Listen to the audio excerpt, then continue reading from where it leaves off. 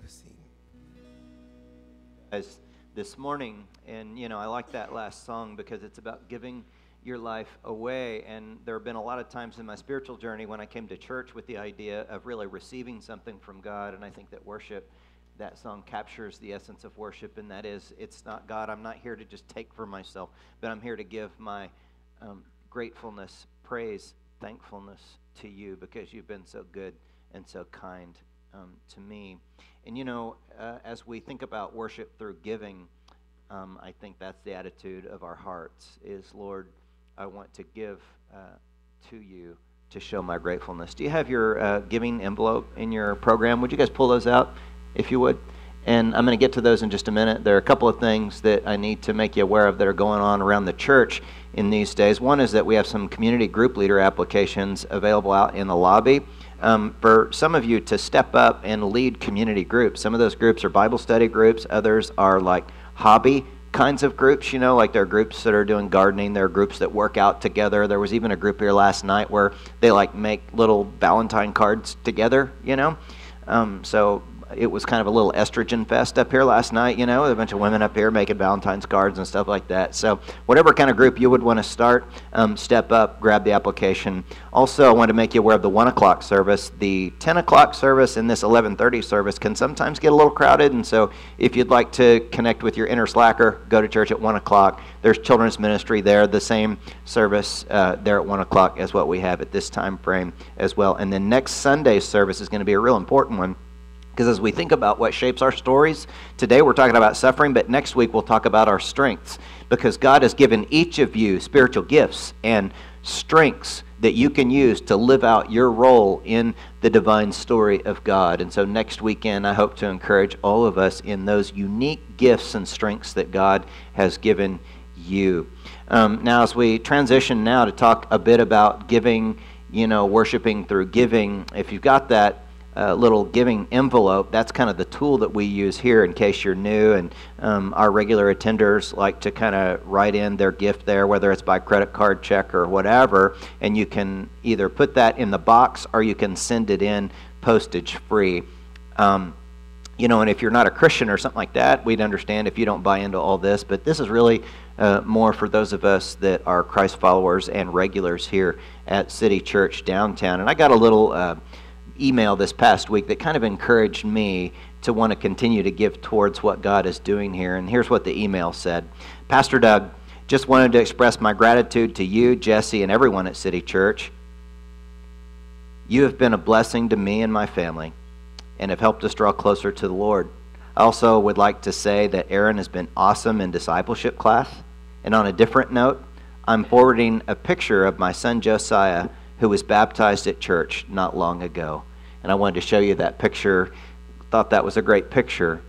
And if we can baptize and help more and more sons and daughters into a relationship with God, that's what we're about here at City Church downtown. And that's why we want to continue to give towards this mission to help people come to know Christ. And there's this text that talks about kind of generosity and giving and tithing in the Old Testament.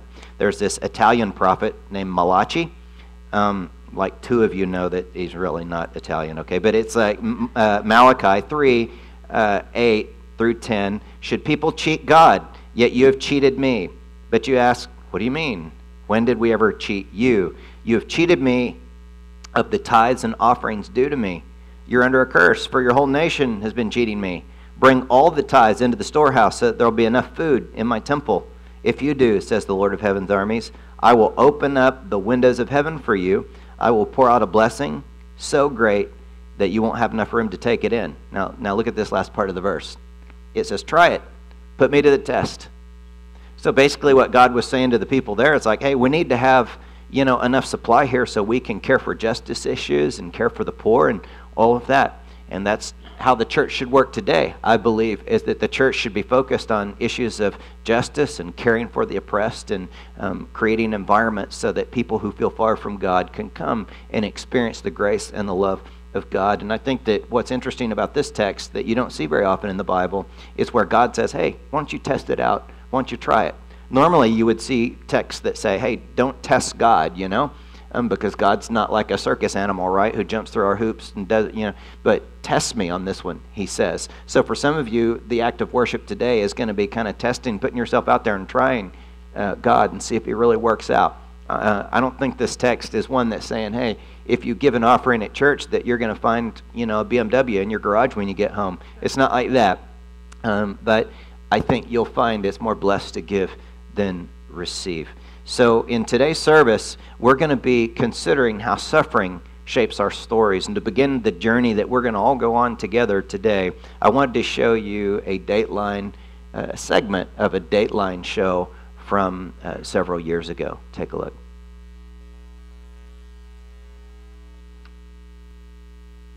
And that is the case with Tanya Reid.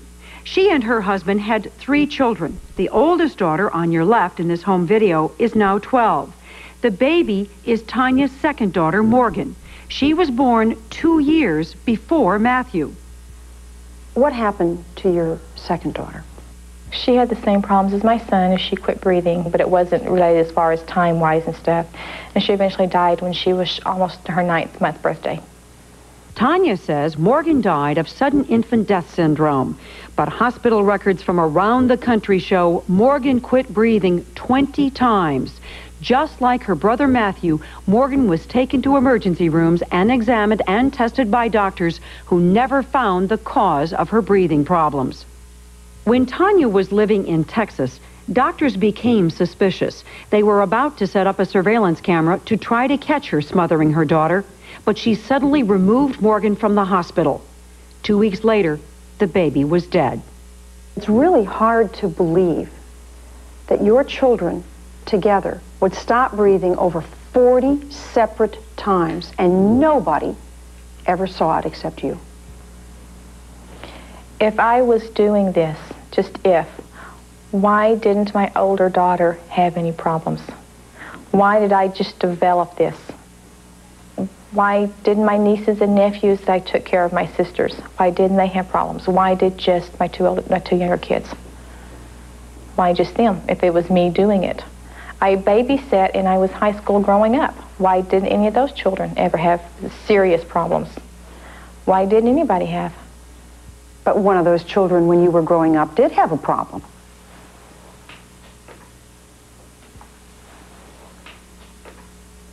I brought myself into that. I realized that. I can't take that out.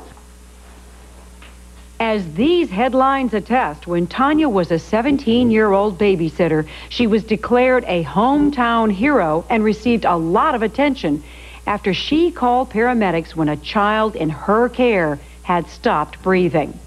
It was that episode when Tanya was a teenager that became the turning point in the case the state of Iowa brought against Tanya Reid.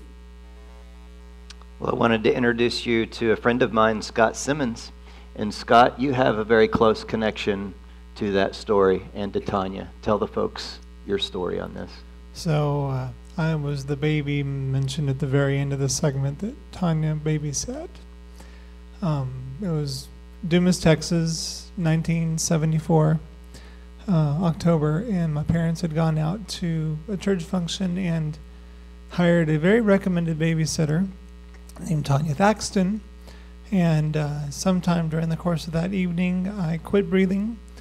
And like I said, she called paramedics and policemen. They came out, resuscitated me, and saved my life. And the policemen and Tanya both got recognized for saving me. I mean, Dumas is a small community, so it was she got a lot of recognition around the community for doing that. And my family was very grateful to her for several years for saving me. But they could never figure out what caused me to quit breathing. They did lots of tests. I think they did a spinal tap to try to figure out what happened, and they could never figure it out. But what they did know is that the result of that was that I had cerebral palsy, which affects the right side of my body. It's not as responsive as the left side of my body is. And so the next several years, I went through a lot of physical therapy. I experienced seizures, small and large, that eventually went away, thank goodness. And even though that really happened, I never really thought anything was wrong. Because, when you're a kid, what's normal to you is normal. So it's not until you start growing up and I realized that, trying to play sports, that even though I tried, I could never catch a ball, couldn't run as fast as the other kids. And kids started making fun of me. Elementary school kids are cruel, So I finally realized that something's not right here, and I don't know what's going on. And my parents finally had to sit me down and tell me, okay, this is what happened when you were 3 months old. And here, this happened, and Tanya saved you, et cetera. And so it was really hard, knowing that what happened, and didn't know what happened exactly. So went through. And what my parents were really good at is they helped me focus on things tried to help me focus on things that I was good at, and not things obviously that I wasn't good at. So started getting into theater and singing and more arts type stuff that I really, really enjoyed. And I became a Christian when I was a kid, and so God taught me peace and to help me get through that. And it wasn't until 1989 that we got the call from Des Moines, Iowa, saying that, hey, this lady up here named Tanya Reed is going through a trial, and it's the same lady that babysat you, and here's what's happened to her. She's on trial for child endangerment for a male kid. He's quit breathing several times, and they can't figure out what's going on, and the doctors finally turned her in, and she's saying that nothing happened. And one of our friends from Dumas was an assistant DA and got in touch with them and said, okay, there's this person down here that there's a connection. And they finally, we sent the newspaper articles up there that you saw in the piece, and that's when she said that, hey, she said the same thing on the stand that she did there, where why would I ever hurt my kids? And this is a genetic thing. And nothing ever happened to any other kids when I was younger. And they made her read the newspaper article, and that's what convicted her. So that's really what my connection to Tanya is. Well, Scott, I've known you for a number of years, and probably you're one of the sweetest spirited people. I mean that in the most masculine way, by the way. But if a babysitter would have smothered me when I was a baby and gave me some physical limitations today, I don't think I'm alone, am I? I'd be bent. I'd be very angry. I'd be very angry at the woman. Quite possibly I would be angry at God. How come you're not? How come you're not mad? Well, like I said, when I was young, I was blessed to grow up in a Christian home, and I became a Christian when I was young. Learned about God's forgiveness and God's peace. And so when we found out about this, that, it wasn't, just an accident, that I just, right then and there, I felt forgiveness in my heart for her, and I didn't really feel any bitterness or anger. In my mind, I really did actually felt sorry for her, because she had a mental disease. She was diagnosed with Munchausen syndrome by proxy, which means that she would harm others to get attention, because she'd go and resuscitate her kids over and over again, and then she would get accolades for that. So I just really felt sorry for her. And really, if I felt any bitterness toward her, what would it do? It wouldn't get me any better, and it would just made me harden a bitter person. So there's really nothing to gain in being mad or vengeful or anything like that. And if I really had to do it over again, I wouldn't, because the events that happened when I was a kid and the struggles that I've gone through have really made me into the person that I am now. And I'm really living proof of the Romans 8:28, where God can turn a bad thing into a good thing. And I'm still have some struggles. I'm never going to get 4 stars on Just Dance 3. This is not going to happen. And, I'm just fine with that. It's okay. It doesn't bother me. So, and I have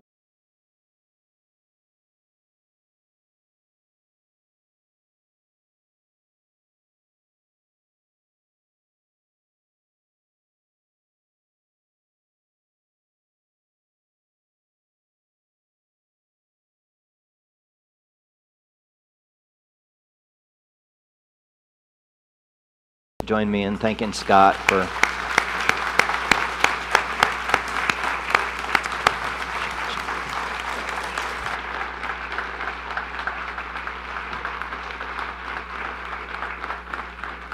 it's good, isn't it? You know, in recent years, I read a survey that was conducted by John Ortberg, who's a very well-known Bible teacher and Christian author. And in his survey, he asked people to identify the factors that led to their spiritual growth. And the number one factor that contributed towards people growing spiritually was pain and suffering. And though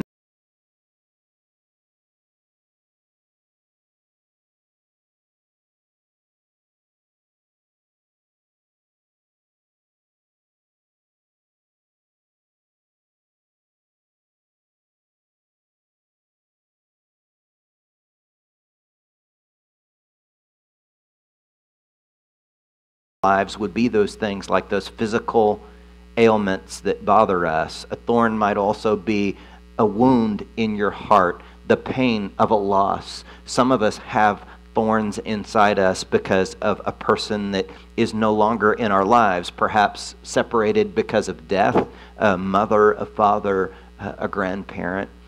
Sometimes that loss is because of divorce or because someone moved on in life, and we continue to have that thorn in our life. But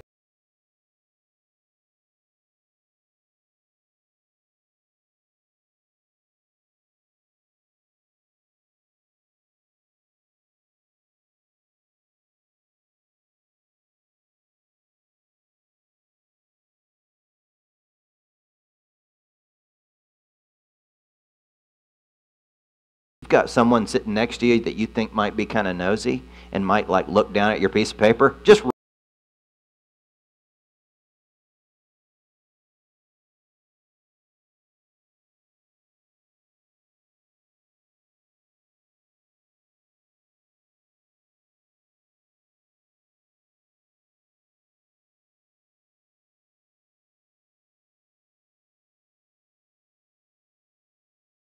that we enjoy in our Bible today.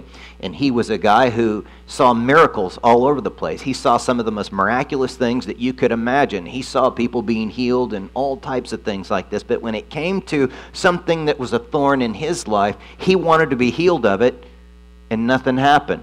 He didn't get the healing. And I want to take you there in 2 Corinthians chapter 12. Look at verse 8 with me.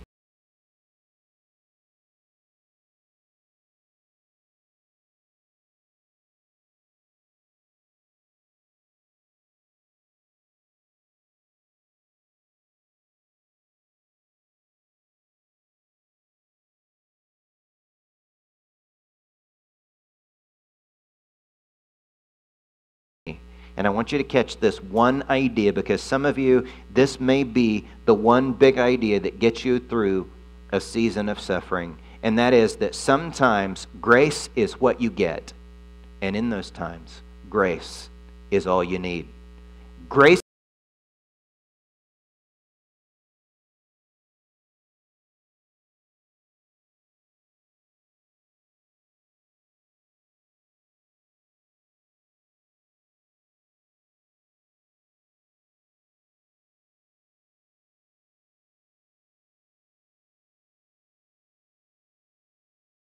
prayed for both of these ladies who had cancer, and one of them made it through. She was very miraculously healed of it, and she is living a great and healthy life today. But the other friend died young. She didn't get the healing. And I remember going to her hospital room the day before she died, and I couldn't help it. I was supposed to be there to help her and to encourage her, but I kind of broke down, because when it's someone that you love, that you're close to, sometimes you just can't maintain, And I held her hand there, and I was kind of, crying, and she was encouraging me in this gracious way that only Lynn could do. Isn't that lame when your pastor breaks down and cries when he's supposed to be ministering to you and you minister to him? I'm the worst pastor ever, I got to tell you that right now, but how did she have the strength and courage to minister to her pastor as she's dying of cancer? Because of grace, power.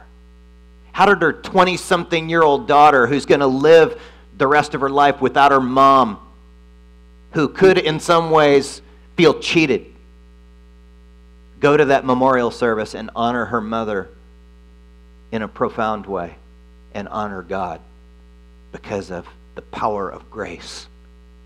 How could her husband, who didn't get to, enjoy retirement with Lynn like he wanted to do, stand up at that memorial service and honor her and honor God at the same time?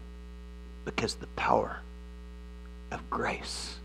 Sometimes grace is all you get, and that is exactly what you need. But a lot of people in our culture today, and in a lot of church settings, and I get worked up about this because I see people from time to time come from other churches to our church, and they get these ideas in other churches that God every time wants to do some kind of a miracle. And they're led to believe, hey, it was because I didn't have faith. It's because I didn't have faith that the miracle didn't happen. So you mean to tell me that you're going to have more faith than the Apostle Paul, who wrote part of the Bible, saw the miraculous, yet he still had to have a thorn in his life, right? See, the miracle's not always going to happen, and I think that sometimes miracles can be overrated. Certainly miracles are great. We want those to happen, but sometimes they can be overrated, and I want to show you two myths that are commonly associated with miracles. And the first one is simply this, that those who experience miracles are always spiritually strong. You always see the people that experience miracles in their lives, and some of them truly are spiritually strong, but others may not be. But I want to show you this guy in the Bible in Matthew 7 who saw miracles in his life, but he wasn't necessarily spiritually strong. This is at a final judgment, and Jesus says there, not everyone who calls out to me, Lord, Lord, will enter the kingdom of heaven. Only those who actually do the will of my Father in heaven will enter. And on judgment day, many will say to me, Lord, Lord, we prophesied in your name and cast out demons in your name, and get this part, and perform many what? Miracles in your name. But I will reply, I never knew you. So here's a guy that thinks that he's good enough to experience the kingdom of God, and Jesus says, wait a minute, I don't know you. So maybe sometimes it's not just about experiencing God's hand of miracle working power, but it's about experiencing his face, relationship.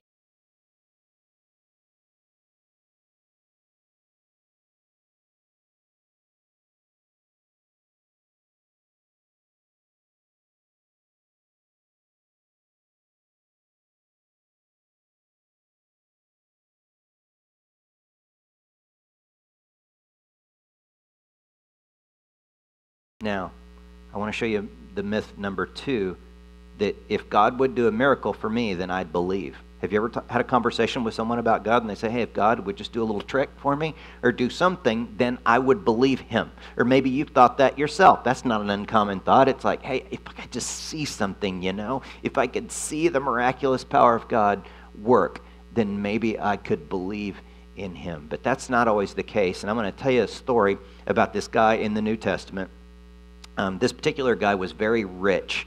And I picture this guy as wearing like a purple Armani suit, with a lot of bling, and probably, like a little donkey with spinners or something like that on it, with a system, a big bass, on the back or whatever. And the Bible doesn't give us his name, but I found an ancient source that says his name was probably Huggy Bear or something like that. So this is Huggy Bear, basing along on his donkey and all this in his purple Armani suit. He had a ton of money. And then there was a poor guy outside his gate who couldn't even get into Haven for Hope or Strong Foundation. And this guy was laying out in front of Huggy Bear's palace, if you will, and he was just hoping that some of the pizza crust would fall out of Huggy Bear's trash bags, okay?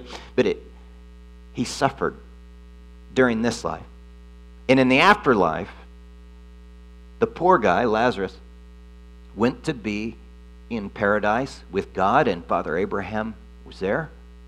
And the rich guy went to hell, and he was suffering, and he was asking God, asking Father Abraham, hey, could God send someone back to tell my relatives, because I don't want my family members to experience this negative afterlife that I'm experiencing. So let's check in with the story in Luke chapter 16. I believe it starts in verse 30.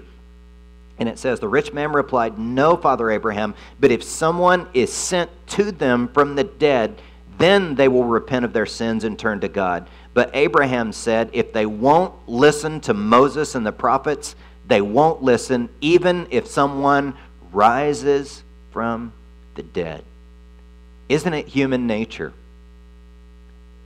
When someone sees a miracle, sometimes if they're not going to believe, they're not going to believe. They're going to keep up thinking up excuses and rationalizing away the miraculous thing that has happened. And here we have the case where even if someone's sent back from the dead, they're not going to choose to.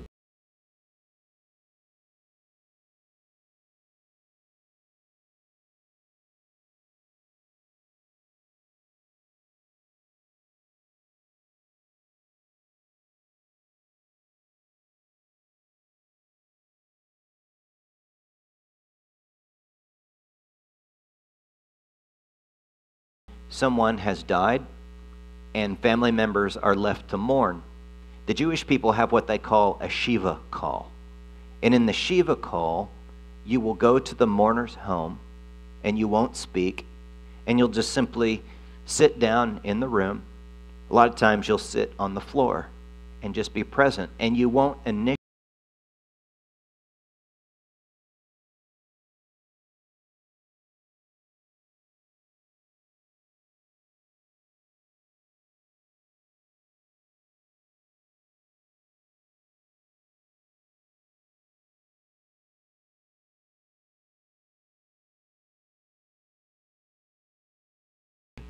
It's like they just say whatever they saw on the last bumper sticker. God is in control. Praise God anyway. Zippity-doo-dah. All this kind of stuff when someone's in the midst of suffering. And I think that we could probably take a page from our Jewish friends and speak a little less when people are going through suffering and be present.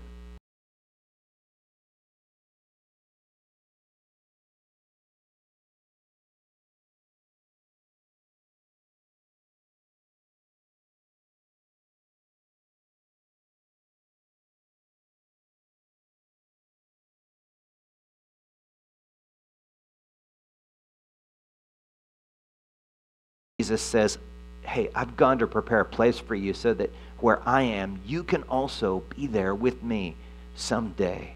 We know that someday, just as a thief who died next to Jesus on the cross, he said, today you'll be with me in paradise. And so we have that hope. But until then, there are seasons of suffering we have to go through.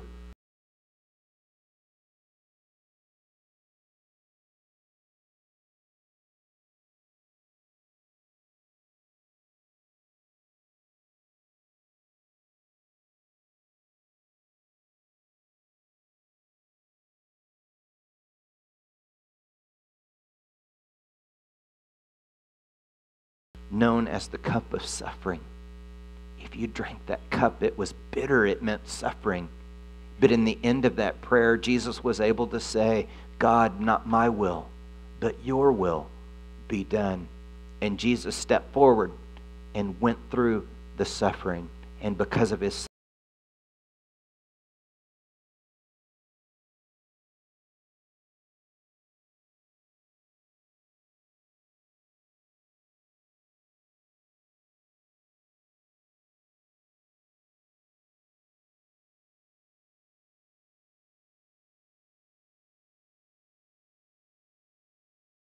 ago, I saw the story of a little baby boy named Elliot Mooney, and his parents, I think, have a great story of how grace was all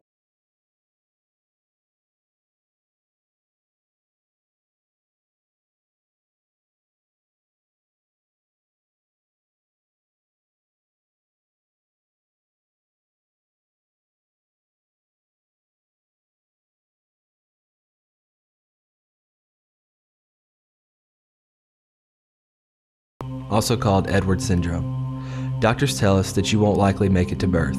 Your mom and I are praying against that. We're praying for healing. We are praying for nothing less than a miracle. You're our first child, and the day of your birth couldn't come sooner.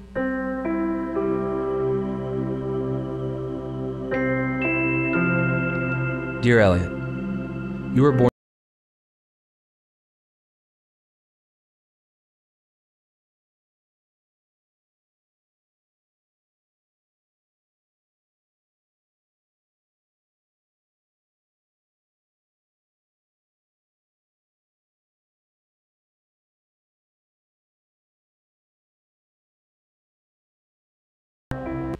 Dear Elliot, we've been home for a week now, so that's why you don't see your nurses anymore.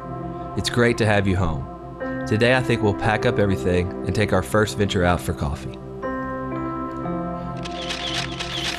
Dear Elliot, I don't know if you've noticed, but you're connected to some tubes. The doctor said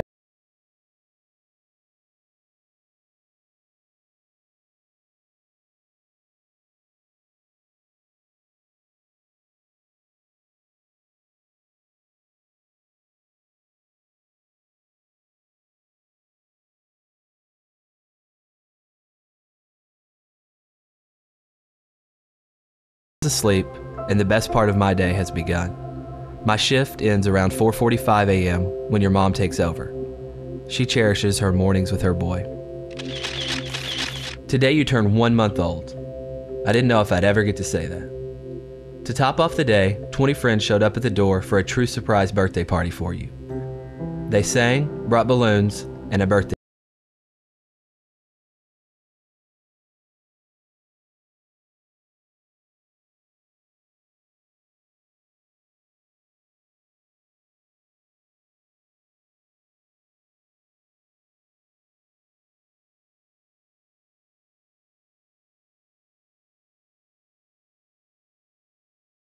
Praying in your tears, the tube was down, and you were able to feed. Just so you know, your mom is my hero. Dear Elliot, you now weigh 7 pounds 3 ounces. You're growing and your food has been bumped up because of your good appetite. You continue to find new ways to steal our hearts. Dear Elliot, today marks 2 months of your life. Your mom and I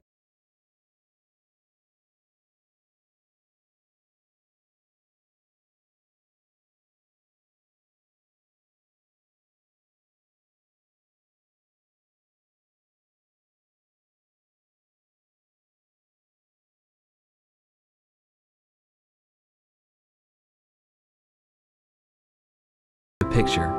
Lately, we've tried to get a bit more creative.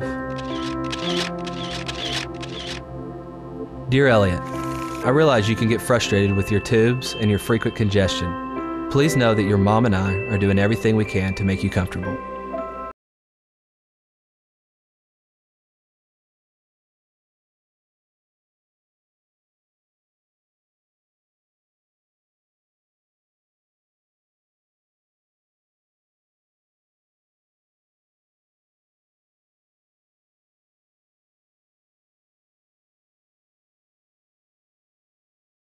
Show off her son can't be described with words.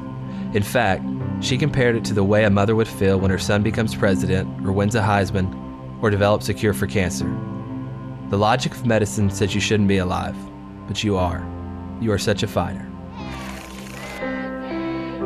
Dear Elliot, you have now passed the 3-month mark. You also got your first cordless pictures taken today.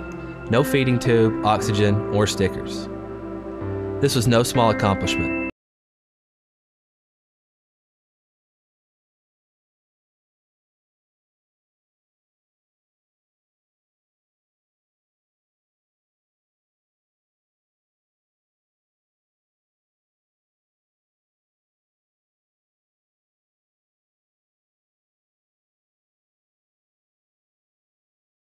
A heart with a hole in it, and DNA that placed faulty information into each and every cell of your body could not stop God from revealing himself through a child who never uttered a word. Not a pulpit, not a slick presentation, not a best-selling book, but a 6-pound boy with trisomy 18. God found great pleasure to take a lowly thing in the eyes of the world and show truth. At your funeral, we released 99 balloons, each balloon representing a day of your life.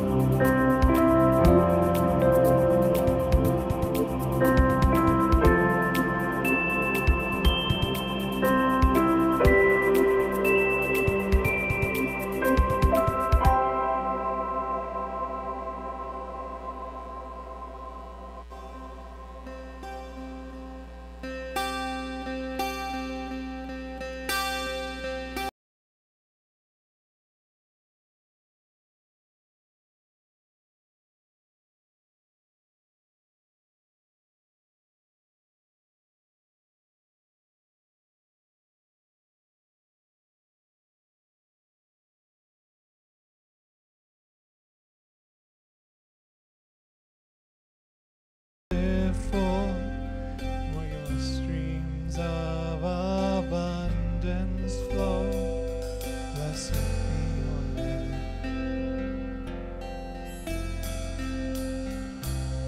Blessed be your name when I'm found in the desert place, though I walk through the wilderness.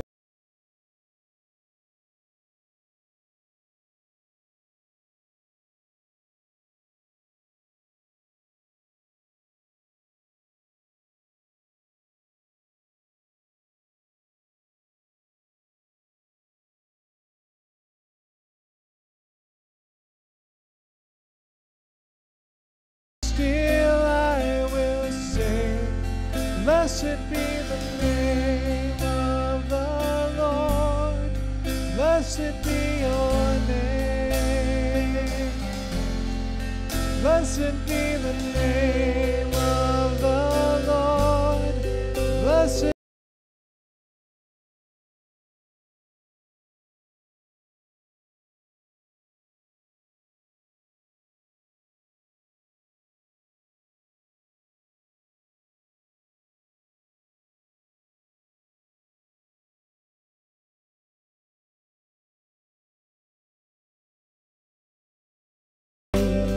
Blessed be your name. Blessed be your name. On the road I'm marked with suffering, though there's pain in the offering. Blessed be your name.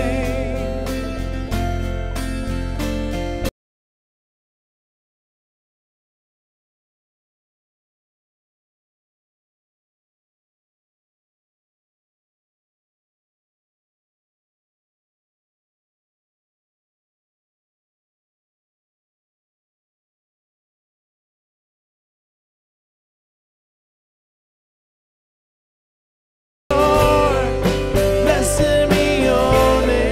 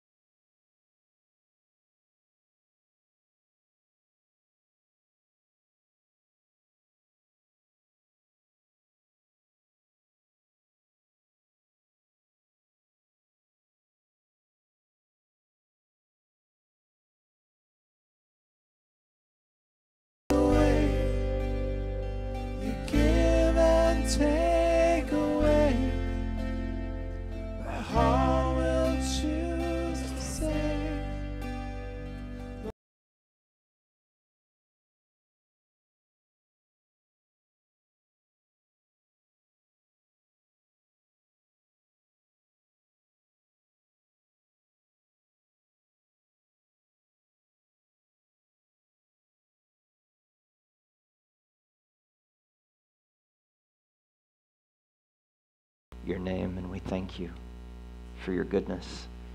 And as we go home today, some of us are going to hold our kids a little bit tighter because we're so grateful and thankful for more time with them. We're going to hold our aging parents a little longer.